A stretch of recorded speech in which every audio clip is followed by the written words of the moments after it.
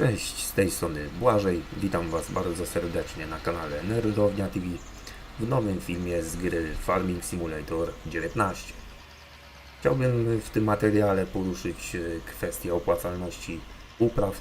Wiem, że ten temat już był poruszany niejednokrotnie, jednak w związku z tym, że niedawno wyszło nowe DLC Straw Harvest, do którego link oczywiście podaję w opisie, no to postanowiłem trochę temat zaktualizować, ponieważ jak się okazuje względem tego dodatku zmienia się opłacalność niektórych upraw, to pokażę Wam właśnie na tym filmie.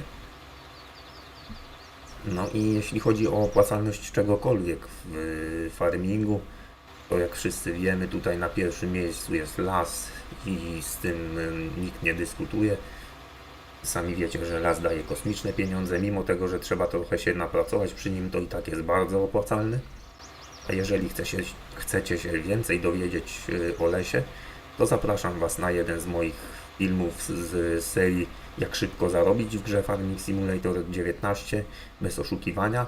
I tam w tym filmie pokazuję Wam fajną sztuczkę, jak sobie w miarę sprawny sposób poradzić z lasem.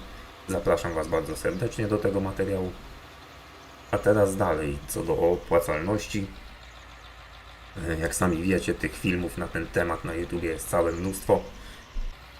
Ja je oglądałem niejednokrotnie, Wy też szukaliście niejednokrotnie, czego tak naprawdę się opłaca, co tak naprawdę opłaca się robić. No i w tych filmach tak naprawdę, słuchajcie, brakuje mi jednej bardzo ważnej rzeczy, która mnie boli, bo według mnie jest to bardzo ważne. Po prostu te filmy wszystkie były robione na takiej zasadzie, że zbieramy plony, patrzymy w skupie, gdzie jest najdrożej, no i jedziemy to sprzedać i względem tego oceniamy, co nam się najbardziej opłaciło. Jest to najprostszy sposób, jednak powinien też być inny sposób pokazany, który zobaczycie właśnie na tym filmie. Powinny być obliczone zyski na podstawie uzyskania na przykład maksymalnej ceny możliwej za daną uprawę, ponieważ jak wiecie, na tych filmach, które widzieliście już, nikt wcześniej nie sprawdził tak naprawdę, jakie są maksymalne stawki dla poszczególnych upraw. I gracze, uruchamiając farminga, zastanawiają się, w co w ogóle zainwestować. Dostają jakieś tam pieniądze na start. No i teraz na dobrą sprawę wszyscy narzekają, że upraw w farmingu jest bardzo mało. Jednak gdy przychodzi nam się zmierzyć z wyborem, w coś zainwestować, coś wybrać, no to już mamy problem, tak?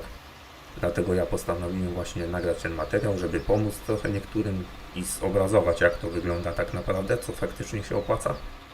I wielu graczy też, zaczynając przygodę z farmingiem, robi błąd po prostu w ocenie sytuacji, to znaczy odpalają grę, dostają te pieniądze, tam patrzą na te ceny, no i wchodzimy w ten skup, widzimy, a tutaj jest na przykład cena soi 3000 ileś tam za tonę, bo często tak jest na łatwym poziomie, i już wychodząc z założenia, że to się nam będzie opłacać.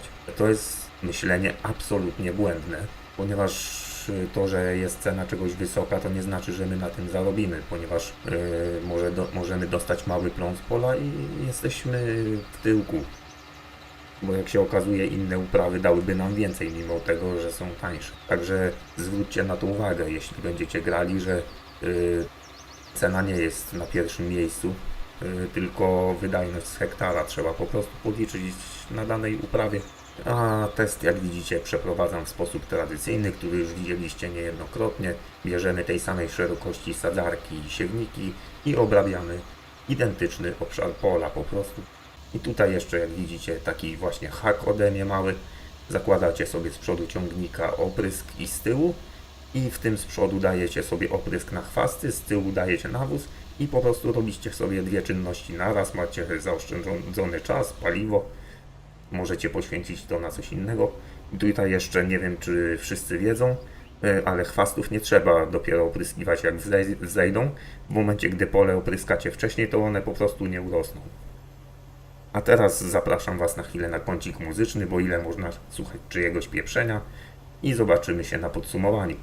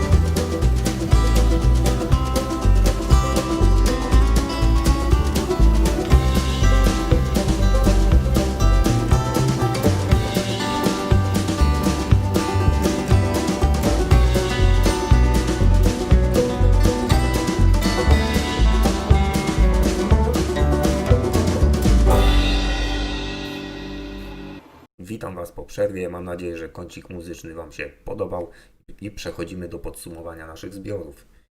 Tabelka jest, myślę, dosyć czytelna.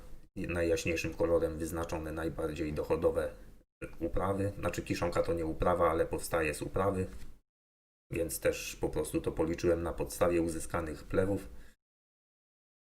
I zdziwiłem się sam, bo tutaj się okazuje, że trzcina cukrowa jest na pierwszym miejscu, jeśli chodzi o zyski. I to zobaczcie, jaka jest różnica w ogóle. Trzcina cukrowa, jaki przeskok daje. Mimo tego, że tam są wąskie kombajny do obróbki tego, to i tak opłaca się to robić, jak się okazuje. Kiszonka na drugim miejscu. Tutaj to nikogo nie dziwi. Ogólnie wielu graczy poleca kiszonkę, z tego co czytałem na forach, także jest na drugim miejscu. Także gracze się nie mylili. Opłaca się kiszonkę.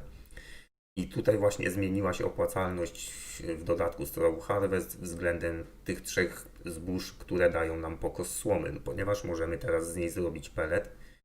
I co jak widzicie przekłada się już na bardziej sensowny zarobek. I tutaj widzicie w tej tabelce mam 1 do 1 i 5 do 1. Po prostu policzyłem tutaj zysk razy 5, tak jakbyśmy mieli po prostu 5 razy więcej tego wszystkiego, żeby lepiej było widać te różnice z zysku.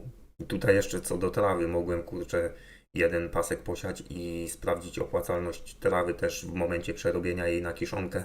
No niestety nie pomyślałem o tym wcześniej, już miałem film nagrany, nic z tym nie zrobię, tępy łeb po prostu nie pomyślał i tyle.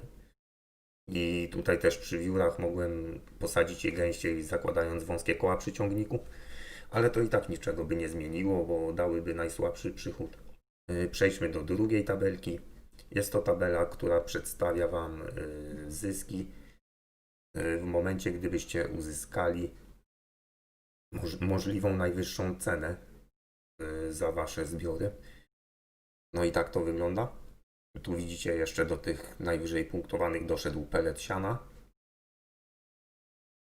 I tutaj pszenica, jęczmień, owiec, już nie doliczałem pelletu, ponieważ tak naprawdę nie wiemy ile by kosztował w momencie, gdy te zboża byłyby najdroższe, więc po prostu tego nie doliczałem. Wióry oczywiście nadal najsłabiej, tu się nic nie zmienia. I jeszcze mam dla Was taką oto tabelkę, którą przygotowałem, trochę się przy niej napracowałem. Macie tu po prostu podane możliwe najwyższe zanotowane ceny zbiorów dla każdego poziomu gry w momencie na przełomie 3 tygodni. Po prostu przeprowadziłem takie badanie, także tak to wygląda. Tabelkę Wam udostępnię, link do pobrania w opisie pod filmem. Na koniec filmu jeszcze dla Was taka mała ciekawostka. Postanowiłem zrobić pewne porównanie i w tym celu nawiozłem kawałek pola gnojówką, po czym nawiozłem taki sam kawałek pola rozrzutnikiem do nawozu, żeby porównać po prostu co się bardziej opłaca. No i obliczyłem, że gnojówki zużyłem za 1200 euro, podczas gdy nawozu na ten sam obszar zużyliśmy za 400 euro. Ceny liczone oczywiście przy najtrudniejszym poziomie, więc jeśli wychodzi na to, że opłaca się bardziej sztuczny nawóz stosować na trudnym poziomie, to na poziomie normalnym i łatwym już tym bardziej. Także dla Was taka ciekawostka. I ja już Wam dziękuję na dzisiaj. Mam nadzieję, że przyda Wam się coś takiego, że film się podobał. Będę wdzięczny za komentarze, kliknięcie lajka, suba, dzwoneczka. Do zobaczenia.